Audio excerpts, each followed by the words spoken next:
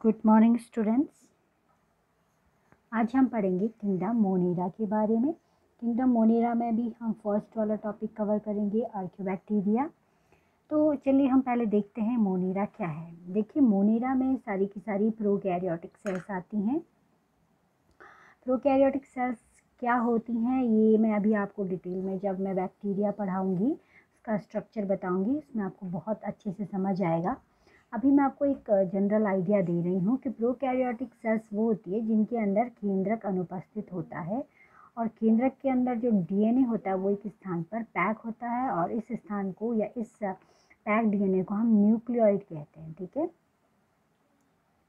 जैसे मैंने ये बनाया हुआ है, एक सेल है और ये केंद्रक है। ठीक है, केंद्रक की ये दीवार है, भित्ति है, इसको हम केंद्रक कला कह देते हैं। इसके अंदर ये डीएनए नेट बना करके फैला हुआ है।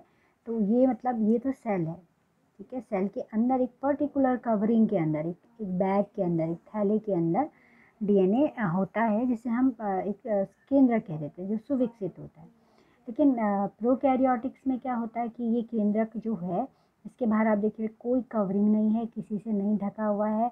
ये सेल है, इस सेल के अंदर जीव द्रव्य में ऐसे ही ये नेकेड पड़ा हुआ है। तो इसको हम यहाँ पे न्यूक्लियोइड कह रहे हैं। ठीक है, क्या कह रहे हैं? न्यूक्लियोइड। एक मैंने इसमें दूसरी बात लिखी है कि डीएनए की पैकेजिंग में हिस्टोन प्रोटीन भाग नहीं लेती है। देखिए, मैं इसको आपको ऐसे समझाना चाहती हूँ, जैसे आप सबके घर में है होगी सिलाई की जो मशीन होती है, उसमें जो धागे की रील आती हैं, तो धागा जो एक आपने देखा होगा उसके अंदर एक खोल होता है, एक उसको सपोर्ट करने के लिए उसके अंदर एक क्या होता है, एक कॉइल स्ट्रक्चर होता है जिस पर आप धागे को लपेटते हो। ठीक है, अगर वो कॉइल स्ट्रक्चर नहीं होगा, जो आपका हार्डबोर्ड का बना होता है, गत्ते का बना होता है, तो धागे को आप किस पे लपेटोगे? आपको लपेटने के लिए एक स्ट्रक्चर चाहिए ना। तो इसी प्रकार जो डीएनए है वो धागे नुमा संरचना है, और उसको लपेटने के लिए एक प्रोटीन चाहिए होती है। तो जो ये यूकैरियोटिक होते हैं, इनमें जो डीएनए लिपटा होता है वो हिस्टोन प्रोटीन पर लिपटा होता है। लेकिन प्रोकैरियोटिक में हिस्टोन प्रोटीन नहीं होती है। हिस्टोन प्रोटीन के अलावा जो प्रोटीन होती हैं उनको नॉन हिस्टोन प्रोटीन हम कहते हैं। तो डीएनए की पैकेजिंग में हिस्टोन प्रोटीन भाग नहीं लेती है। हिस्टोन प्रोटीन यूकैरियोट्स में होती है। तो ये दो बहुत इंपॉर्टेंट बात है। पहली बात है कि डीएनए जहाँ पे पैक होता है उसे न्यूक्लियोइड कहते हैं, ये टर्म आपको याद रखनी है। दूसरी बात आपको याद रखनी है कि इनमें हिस्टोन प्रोटीन नहीं पाई जाती है। तीसरी जो इम्पॉर्टेंट बात है वो क्या है कि इसमें अंगक उपस्थित नहीं होते हैं। No organelles present in prokaryotes. अब अंगक क्या होते हैं? आपने जितनी भी संरचना पढ़ी है कोशिका के अंदर, माइटोकॉन्ड्रिया है, गोल्गी बॉडी है, आपका एंडोप्लाज्मिक रेटिकुलम है, ये सब अंगक कहलाते हैं, अंग नहीं, अंगक। ठीक है, अब माइटोकॉन्ड्रिया को भी आप देखें तो वो एक क्या है, उसके बाहर एक झिल्ली होती है, मेम्ब्रेन, यहाँ पे आप झिल्ली को मेम्ब्रेन कहोगे, और इसके अंदर एक द्रव भरा होता है, तो इसको मेम्ब्रेन बाउंड स्ट्रक्चर कहते हैं। ठीक है, इसी प्रकार गोल्गी बॉडी में भी क्या होती है, झिल्लियाँ होती हैं, मेम्ब्रेन होती हैं। तो ये सब आप धीरे धीरे पढ़ोगे, मैं सिर्फ आपको ये बताना चाहती हूँ, इन्हें हम अंगक कहते हैं, माइटोकॉन्ड्रिया, गोल्गी बॉडी, राइबोसोम्स। तो जो प्रोकैरियोट्स होते हैं उनमें अंगक भी प्रॉपर नहीं पाए जाते हैं। ठीक है, कुछ अंगक होते हैं, जैसे राइबोसोम है 70S टाइप का, लेकिन जो मुख्य अंगक है mitochondria, Golgi body, endoplasmic reticulum, ये सब नहीं पाए जाते। तो ये इम्पॉर्टेंट इसका कैरेक्टर है कि आपकी जो प्रोकैरियोट है उनमें ऑर्गेनेल्स नहीं पाए जाते हैं। नेक्स्ट जो है, ये पाए कहाँ जाते हैं? तो मोनेरा सर्वव्यापी है। सर्वव्यापी मतलब सब जगह ये होते हैं, हवा में, मिट्टी में, पानी में, दीवार में, आपके हाथों में, सब जगह ही पाए जाते हैं। कुछ जो स्पेशल इनकी जगह है, जैसे बहुत गर्म जगह पर, बहुत ठंडी जगह पर, मतलब जैसे ज्वालामुखी है, इतना गर्म होता है, ये वहाँ पर भी उपस्थित होते हैं। बहुत ठंडी जगह में, बर्फ़ में भी ये जिंदा रह सकते हैं। बहुत लवणीय जगह पर ये रह सकते हैं। ये भी मैं समझाती हूँ आपको। अम्लीय माध्यम में, आप जानते हो अम्ल में तो कोई भी चीज़ जो है वो बच नहीं पाती है एसिडिक मीडियम में, लेकिन ये एसिडिक मीडियम में भी जिंदा रहते हैं, मिट्टी में, जल में, सब जगह ही पाए जाते हैं। और ये अंतःपरजीवी या बाह्य परजीवी भी होते हैं हमारे शरीर के अंदर, या किसी भी जंतु के शरीर के अंदर, सूक्ष्म जीवों के अंदर ये पाए जाते हैं। और बाह्य परजीवी भी होते हैं, ये बाहरी रूप से भी ये किसी पर भी रह सकते हैं, ठीक है।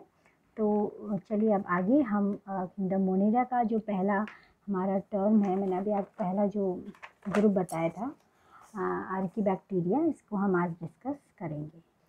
बहुत इम्पॉर्टेंट टॉपिक है, इंटरेस्टिंग है।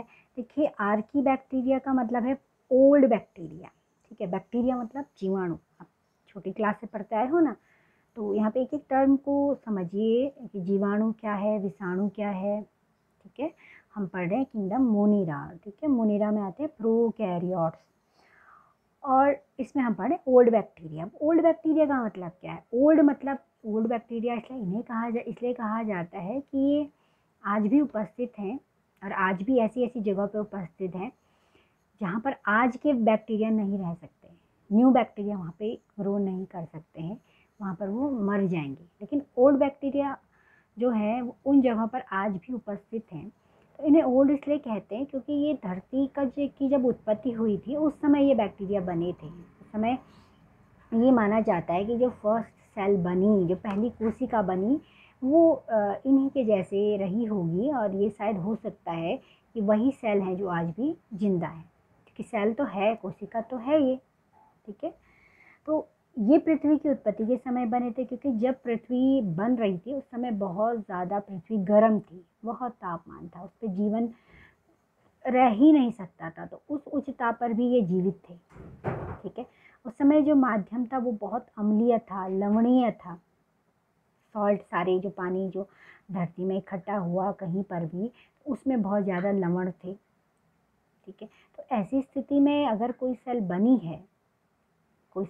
है और वो जीवित रही है, तो उसके अंदर कुछ विशेष क्षमताएं होंगी, और मैं कह रही हूँ आज भी उपस्थित है। और आज के जो न्यू बैक्टीरिया, अगर आप इनको उस स्थिति में रखें तो ये मर जाएंगे, इसीलिए आर्कीबैक्टीरिया अलग रखा है, यू बैक्टीरिया अलग रखा है। यू बैक्टीरिया मतलब न्यू बैक्टीरिया।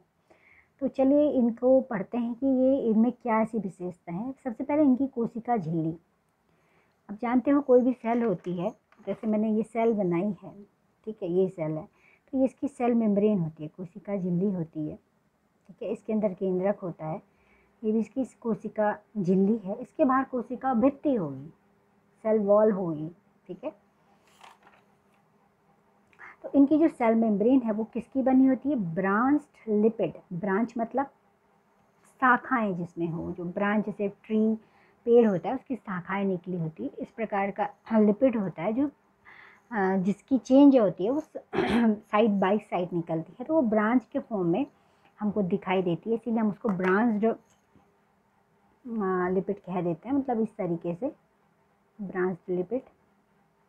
और हाइड्रोकार्बन की बनी है। हाइड्रोकार्बन मतलब जिसमें हाइड्रोजन है और कार्बन है, इसको हम हाइड्रोकार्बन कहते हैं, ठीक है। हाइड्रोकार्बन चेन होती हैं CH2 या आप पढ़ोगे केमिस्ट्री में, तो जो इसे विषम परिस्थितियों में भी बचाए रखते हैं। तो सबसे पहले आपको ये जानना है इनकी कोशिका झिल्ली किसकी बनी होती है?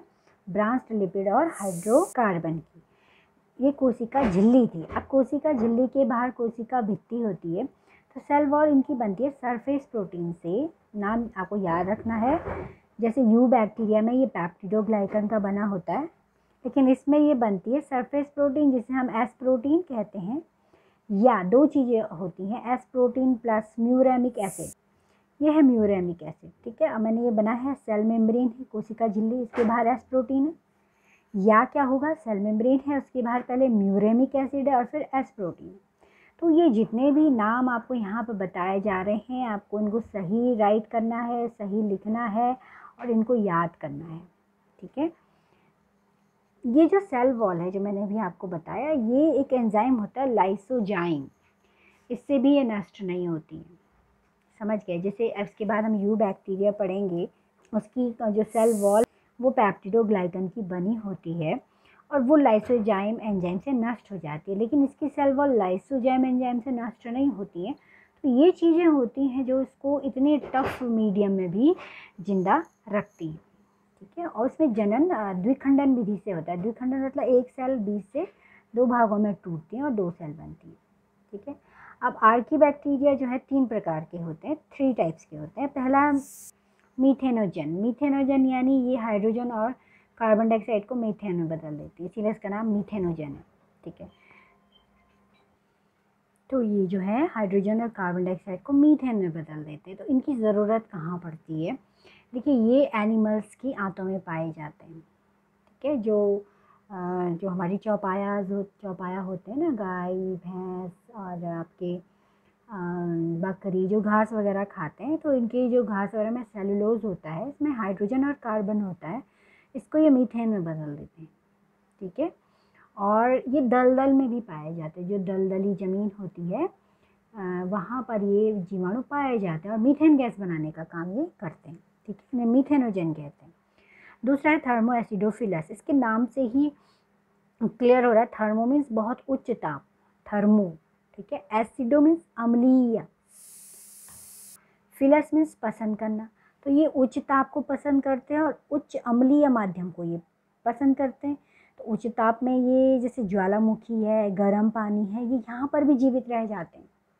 सोचिए आप 100 डिग्री सेल्सियस के टेम्परेचर में हम पानी बॉईल करते हैं, क्यों करते हैं? कि जो भी बैक्टीरिया है वो उसमें मर जाए, ठीक है, हमको नुकसान ना हो। हम कहते हैं ना, गर्म पानी है, आप इसको कर लीजिए, इससे कोई नुकसान नहीं होगा, इसमें जो भी बैक्टीरिया है वो डेड हो जाएगा। लेकिन ये ऐसा बैक्टीरिया 100 डिग्री पर भी नहीं मरता है, समझ गए? आप इसके ऊपर एसिड डालोगे, एसिड से भी नहीं मरेगा। तो जैसे गर्म माध्यम में रहने वाला bacteria Thermus aquaticus, THERMUS, Thermus aquaticus, ठीक है। ये बहुत इंपॉर्टेंट आर्की बैक्टीरिया है, क्योंकि ये थर्मोस्टेबल है, ये उच्च ताप पर भी खराब नहीं होता है। इसके अंदर ऐसा एंजाइम पाया जाता है जो हाई टेम्परेचर पर भी खराब नहीं होता है। तो आप क्लास 12th में आगे पढ़ोगे, हम जेनेटिक्स में इसका बहुत ज़्यादा यूज़ करते हैं, इस बैक्टीरिया का, थर्मस एक्वेटिकस, ठीक है। और ये उच्च अम्लीय माध्यम में भी रहता है, मैंने आपको बताया। तो ये नाम आपको याद रखना है, थर्मस, THERMUS, थर्मस एक्वेटिकस, ठीक है। नेक्स्ट है हेलोफिलस। हेलोफिलस यानी हेलो मतलब होता है लवण, ठीक है। उच्च लवणता वाले माध्यम में पाए जाते हैं, जैसे डेड सी मतलब मृत सागर। कहने का मतलब है कि जैसे अगर आपने कभी देखा होगा, आप सलाद काटते हो, आप मूली काटते हो, उसमें नमक छिड़कते हो तो पूरा पानी बाहर निकल जाता है। अब मूली क्या है? एक सेल है, कोशिका है ना, प्लांट सेल है। उसमें नमक क्या है? सॉल्ट है, लवण है। उसको डालने से उसका पानी बाहर निकलता है, यानी वो खराब हो जाता है। तो ये बैक्टीरिया एक ऐसे माध्यम में रहता है जो बिल्कुल लवणीय है, और ये इनका वाटर भी बाहर नहीं आ रहा, ये मर भी नहीं रहे हैं।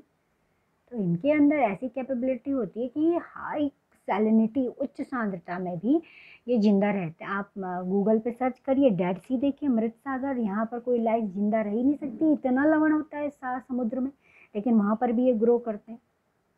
तो ये जो मैंने आज आपको आर्की बैक्टीरिया पढ़ाया, ठीक है, बैक्टीरिया ही है, लेकिन आर्की बैक्टीरिया है, प्रोकैरियोटिक सेल है, ये इनके स्पेशल फीचर है।